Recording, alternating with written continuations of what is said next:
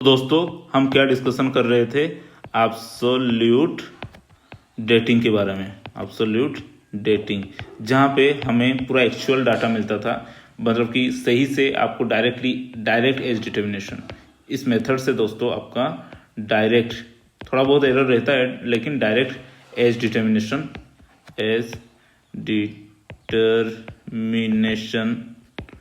हो जाता था। ओके, तो ये जो एब्सोल्यूट डेटिंग का जो पार्ट है दोस्तों, इसके बारे में चलिए हम डिस्कशन करते हैं। एक पार्ट होता है एब्सोल्यूट डेटिंग में क्या इस्तेमाल करते हैं दोस्तों, हम रेडियोमेट्रिक डेटिंग और रेडियो एक्टिविटी मटेरियल का डेटिंग करेंगे दोस्तों।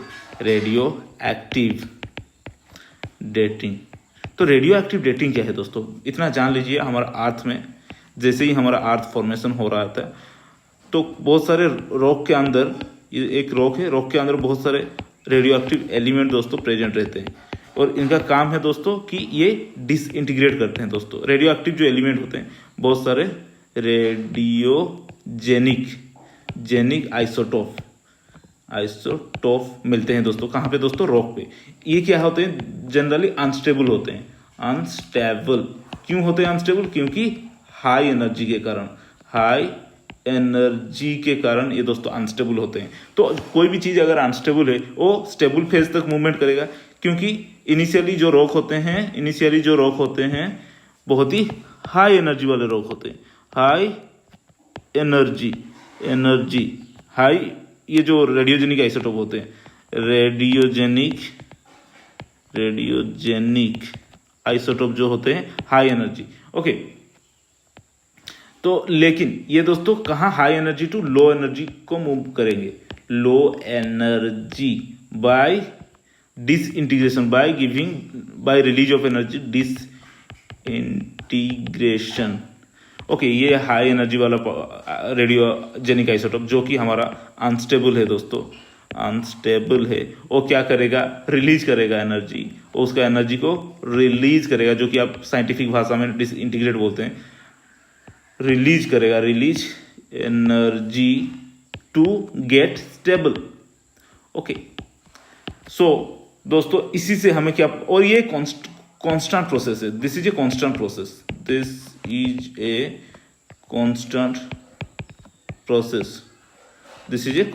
प्रोसेस।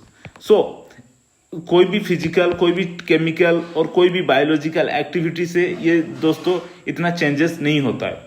तो इसी मेथड से हमें क्या मिल जाएगा, हाफ लाइफ। इसी मेथड से हमें क्या मिल जाएगा, कितना रेट ऑफ चेंज,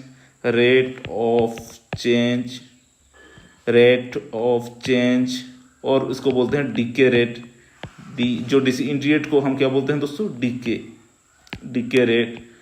तो कहने का तात्पर्य यही है दोस्तों, आपका कोई भी चीज यहाँ से यहाँ तक लो एनर्जी तक चेंज हो रहा है। इसमें क्या हो रहा है कि इनिशियली था हाई एनर्जी, इनिशियली यहाँ पे जो वैल्यू था दोस्तों 100 समझ लीजिए, लेकिन जब ये चेंज हो रहा है, इसको दोस्तों इनिशियली 10 दिया, उसके बाद यहाँ पे क्या हो जाएगा, 90 हो जाएगा। इसको उसके बाद और 10 दे दिया, इसका वैल्यू क्या हो जाएगा, 80 हो जाएगा। उसके बाद इसका वैल्यू क्या हो जाएगा, 20। तो जब 70 होगा तो ये 30 हो जाएगा। तो दोस्तों ये हमारा पेरेंट एलिमेंट है। पेरेंट एलिमेंट जब क्या डॉटर एलिमेंट देता है दोस्तों, डॉटर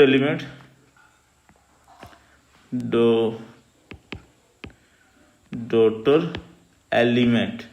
ओके, तो इसमें एक चेंजेस आता है। हम अगर इसका रेट ऑफ चेंज को कैलकुलेट करेंगे, रेट ऑफ डिके को अगर हम स्टडी करेंगे, तो हमें यहाँ पे क्या क्या डाटा मिलेगा दोस्तों,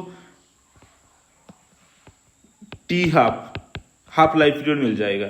ओके, टी हाफ का मतलब half life of a material का मतलब क्या है दोस्तों, हाफ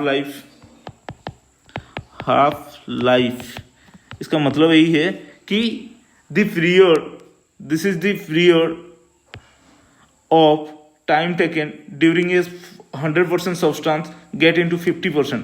ओके, कोई भी ये ओरिजिनल सब्सटेंस है दोस्तों 100%। ओके, ये दोस्तों डिसइंटीग्रेट करके ये दोस्तों यहाँ पे डॉटर एलिमेंट कितना बनाया, 50% बना दिया।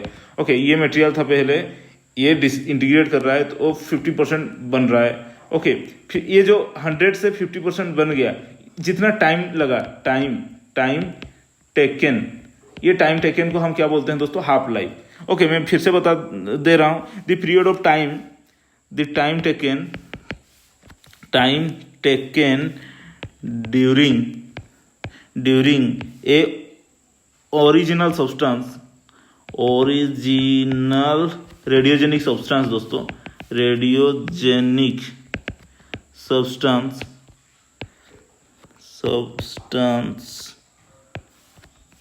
reduced to its half, radiogenic substance reduced to half। एक इनिशियल सब्सटेंस क्या था, 100% था, ये क्या हो रहा है दोस्तों, इंटीग्रेट करके दोस्तों 50% बना रहा है। तो जो टाइम टेकन दोस्तों, जो टाइम टेकन यहाँ पे होगा दोस्तों, इसको हम इसका हाफ लाइफ बोलते हैं किसी को भी। और सबका जो हाफ लाइफ होता है दोस्तों बहुत मतलब वेरी करता है। ये अगर एक्स चीज है, इसका हाफ लाइफ जो भी है, वाई का हाफ लाइफ अलग ही होगा। ओके, तो दोस्तों ये हमारा हाफ लाइफ। और उसके बाद दोस्तों decay rate, DCKY, decay rate क्या है दोस्तों, अगर आप यहाँ पे देख सकते हो आपके पास ये 100 यूनिट है। ओके, 100 यूनिट आप डेली 10 खर्चा कर रहे हो, यहाँ से आपके पास 100 रुपये है, वहाँ से आप 10 रुपये डेली खर्चा कर रहे हो, तो आप इसका जो मतलब कि हाफ लाइफ टी हाफ कितना हो जाएगा, T half will be decay constant by, अगर एक दिन 100 आपका पूरा यूनिट 100 का है, आप डेली 10 रुपये खर्चा कर रहे हो, तो दोस्तों ये 50% होने के लिए आपको कितना टाइम लगेगा, 5 दिन लगेगा, क्योंकि डेली 10 10 10 10 10 करके करते 5 दिन में आपका 50 खत्म हो जाएगा। तो इसका टी हाफ विल बी 5। और डीके जो कि हम आप लैम्डा बोलते हो, डीके कितना रहेगा दोस्तों, 10 रहेगा दोस्तों। ओके, डीके कितना रहेगा इसका, 10 रहेगा। तो इसी को दोस्तों हम डीके बोलते हैं। तो अभी हम डिस्कशन करेंगे तो क्या एब्सोल्यूट डेटिंग में 2 चीज होते हैं, एक होता है टी हाफ और दूसरा होता है डीके कांस्टेंट। और सभी रेडियोमेट्रिक एलिमेंट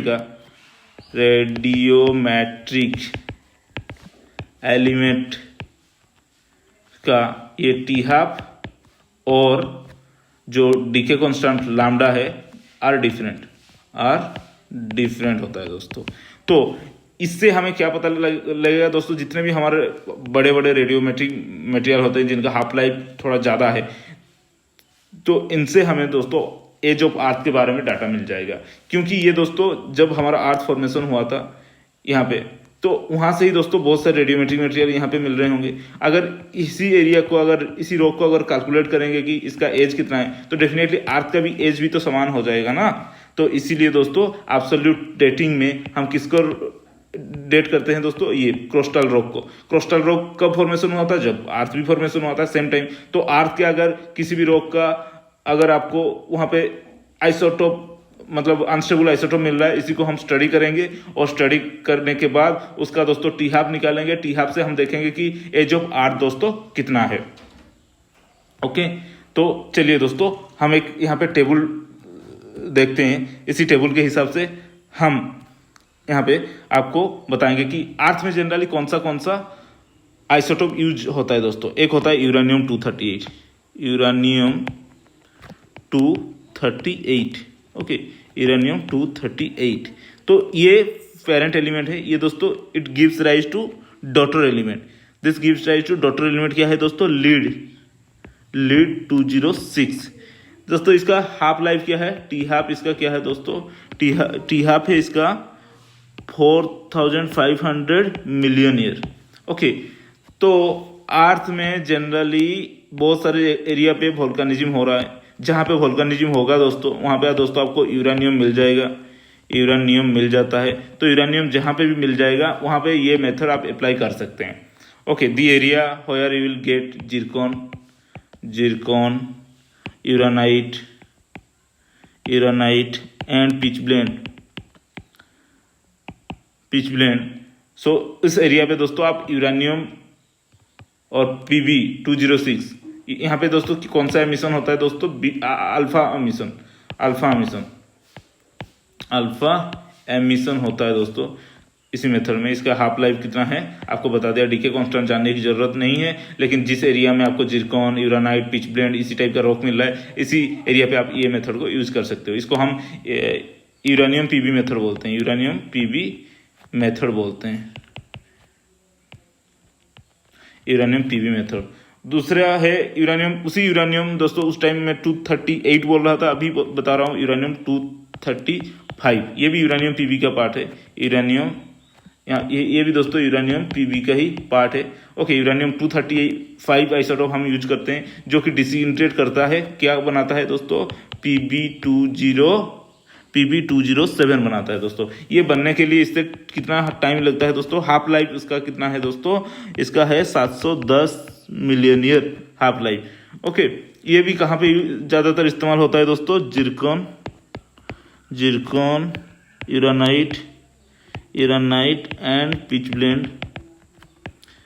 ब्लेंड इसी एरिया पे जनरली ये यूज होता है।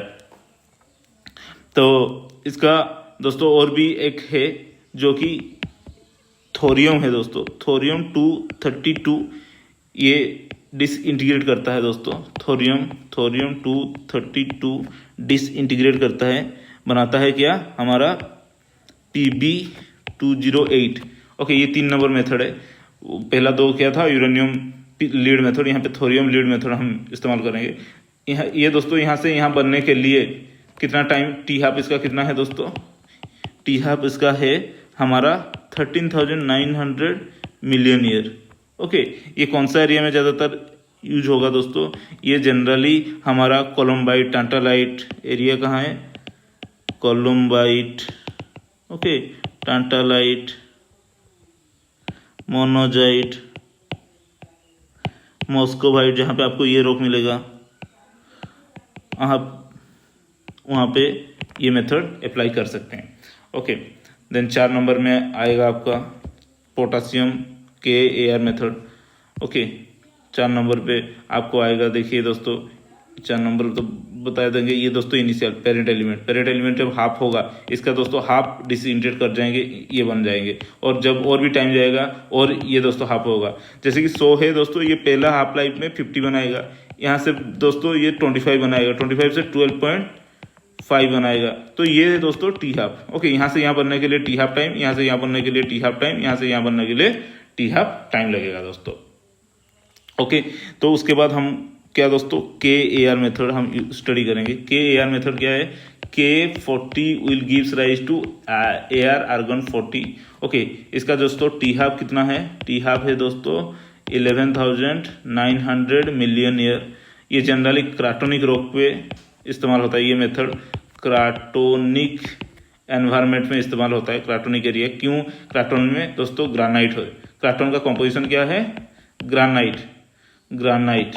ओके, जैसे कि वोल्केनिक रॉक पे अगर यहाँ पे वोल्केनिज्म हो गया, तो यहाँ पे क्या बहुत सारे यूरेनियम डिपॉजिट हो जाएंगे, यूरानाइट, पिच ब्लेंड, उसी को जहाँ पे यूरेनियम मिल रहा है तो वहाँ पे यूरेनियम मेथड अप्लाई करेंगे। अगर क्राटोनिक एरिया पे आप स्टडी कर रहे हो जहाँ पे ग्रानिटिक है, ग्रानाइट का कॉम्पोजिशन K है, तो वहाँ पे दोस्तों KAR मेथड आप यूज कर सकते हो। ओके, उसके बाद RBSR मेथड भी है दोस्तों, RBSR मेथड को भी आप यूज कर सकते हो। RBSR मेथड में क्या है दोस्तों, RB87 will gives rise to SR87। इसका टी हाफ कितना है दोस्तों, 48 मिलियन ईयर्स। ओके, सॉरी 48 नहीं, ये दोस्तों 50,000 आसपास लगभग, कोई बुक में दोस्तों 48,000 मिलियन ईयर इसका टी हाफ है दोस्तों। ओके, तो ये जनरली मेटामॉर्फिक टेरेन पे आप यूज कर सकते हो, मेटामॉर्फिक टेरेन पे आप इसको इस्तेमाल कर सकते हो। जहाँ पे मेटामॉर्फिक रॉक दिखेगा वहाँ पे आप दोस्तों इसी मेथड RBSR मेथड को इस्तेमाल कर सकते हो। उसके बाद और एक इम्पोर्टेंट है दोस्तों carbon dating method. Carbon dating क्या है, कार्बन C14 जो है, C14 isotope gives rise to N14। Okay, ये जनरली C14 कहाँ पे मिलता है, बायोटिक एनवायरनमेंट में, बायोलॉजिक एनिमल में। ओके, बायोमेटर पे, कोई भी है, इंसान हो सकता है, वो एनिमल हो सकता है, वो प्लांट हो सकता है। उसमें क्या है C, क्योंकि वो फूड कहाँ से C6H12O6 फूड के लिए इस्तेमाल करता है, तो वहाँ पे दोस्तों बहुत सारे कार्बन मिलते हैं, और कार्बन जब और डेड हो जाते हैं उनसे दोस्तों कार्बन डीके हो जाता है। ओके, डीके होके क्या देता है दोस्तों N14। तो इसका हाफ लाइफ टी हाफ क्या है दोस्तों, पहले मिलियन की बात बोलता था लेकिन इसमें 5730 ईयर्स हाफ लाइफ। ये छोटे छोटे मतलब जो भी रिसेंट डिपॉजिट है इनके बारे में हम इजीली यहाँ से उसका रेडियोमेट्रिक डेटिंग कर सकते हैं दोस्तों। कार्बन डेटिंग भी बहुत अच्छा है। ओके, जहाँ पे बायोटिक सेडिमेंट आपको देखने के लिए मिल रहा है तो वहाँ पे आप इसको इस्तेमाल कर सकते हो। उसका हाफ लाइफ देखिए 5730 ईयर्स। ओके, ये generally vegetables material biotic environment आप आराम से इस्तेमाल कर सकते हो उस एरिया पे। तो दोस्तों यही था। इसके बाद आपको दो मतलब कि फॉर्मूला बता दूंगा, कोई कुछ न्यूमेरिकल बता दूंगा इसका। तो पहले हम थोड़ा जान लेते हैं क्या क्या अभी तक मेथड हमने देखे थे, एक टेबल बना के हम जान लेते हैं। ओके, तो जो जो आपको यहाँ पे पढ़ाया उसी को टेबल ही बना होगा दोस्तों। पहला यहाँ पे पेरेंट एलिमेंट लिखूंगा दोस्तों, पेरेंट आइसोटोप दोस्तों क्या है, uranium-238। ओके, ये दोस्तों क्या देता है, यहाँ पे डॉटर एलिमेंट लिखूंगा दोस्तों, डॉटर। ये क्या, it gives rise lead Pb206। Okay, यहाँ पे क्या लिखूंगा दोस्तों, टी हाफ लिखूंगा, टी हाफ इनका कितना है। ओके, और कहाँ कहाँ इस्तेमाल होते हैं, यूज डेटेबल रॉक, डेटेबल, ये दोस्तों आपका डेटेबल रॉक। ओके, तो इसका टी हाफ कितना है दोस्तों, 4500 million year. Okay, uraninite zircon spin. Okay, उसके बाद और एक मटेरियल है दोस्तों, uranium-235 है, this gives rise to lead 207। Okay, ये बीटा मिशन है दोस्तों, इनका हाफ लाइफ है 710 मिलियन ईयर। ये एक डिफरेंट आइसोटोप है, ये एक डिफरेंट आइसोटोप है, 710 मिलियन ईयर होता है। ये भी दोस्तों सेम डेटेबल मटेरियल, क्योंकि जहाँ पे भी यूरेनियम होगा उसका उसी के भी आइसोटोप ट्रू थर्टी पे भी वहाँ पे ही प्रेजेंट होगा। ओके, और एक दोस्तों थोरियम 232 होता है। इसका डॉटर एलिमेंट क्या है दोस्तों, इसका डॉटर एलिमेंट है Pb208 होता है। तो इसका हाफ लाइफ है 13,900 मिलियन ईयर। ओके, और ये जनरली कोलम्बाइट, टांटालाइट,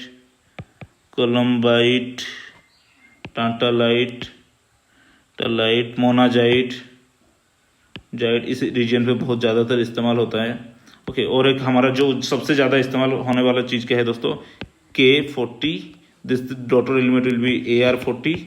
ओके, इनका जो हाफ लाइफ है 11,900 मिलियन ईयर। ये जनरली क्राटोन एरिया पे, क्राटोन जहाँ पे के आपको मिलेगा, के मतलब पोटेशियम आपको जहाँ पे मिल रहा है वहाँ पे आप इसको डेट कर सकते हो। ओके, सबसे ज़्यादा ये इस्तेमाल होता है दोस्तों। ये दोस्तों कहाँ पे, वोल्केनिक एनवायरनमेंट पे, ये भी दोस्तों। ओके, वोल्केनिक रॉक पे, तो और ये कार्टोनिक रॉक पे। और उसके बाद दोस्तों RB87। ओके, RB कितना है 87, this gives right to SR87। इनका दोस्तों हाफ लाइफ है 50,000 मिलियन ईयर, लेकिन कोई बुक में थोड़ा 48,000 मिलियन ईयर, थोड़ा देख लेना। ओके, ये दोस्तों मेटामॉर्फिक टेरेन में ज़्यादातर यूज होता है, मेटामॉर्फिक टेरेन में ज़्यादातर यूज होता है। उसके बाद C14 बहुत ही इंपॉर्टेंट है दोस्तों, C14 will gives rise to what, N14। इसका हाफ लाइफ है, टी हाफ कितना है दोस्तों, 5730 ईयर्स। ओके, ये generally vegetable material. Okay, sedimentary deposit, तो ये जनरली बहुत ही कॉमन चीज़ है दोस्तों। ये 1 2 3 4 5 6 और भी है एक दोस्तों NDSA मेथड का हाफ लाइफ कितना है दोस्तों, 1 लाख। और भी दोस्तों जहाँ पे वोल्केनिज्म हुआ होगा उस एरिया पे ज़्यादातर इस्तेमाल होता है। तो यहाँ पे आपको 3 चीज़ याद रखना है। एक दोस्तों ये वाला चीज़ याद रखना है। ओके, एक दोस्तों ये वाला चीज़ K40 कहाँ पे इस्तेमाल होता है, क्राटोनिक एनवायरनमेंट, ग्रेडेंटिक जहाँ पे होगा वहाँ पे। ओके, ये दोस्तों वोल्केनिक मटेरियल हो जहाँ पे यूरेनियम थोरियम है। और C14 दोस्तों वेजिटेबल बायोजेनिक एक्टिविटी जहाँ पे हो रहा है वहाँ पे अगर आप उसका एज निकालना चाहते हो तो इस डेफिनेटली C14 को आप इस्तेमाल कर सकते हो। ओके, तो नेक्स्ट पार्ट में हम इसका कुछ प्रॉब्लम देखेंगे दोस्तों।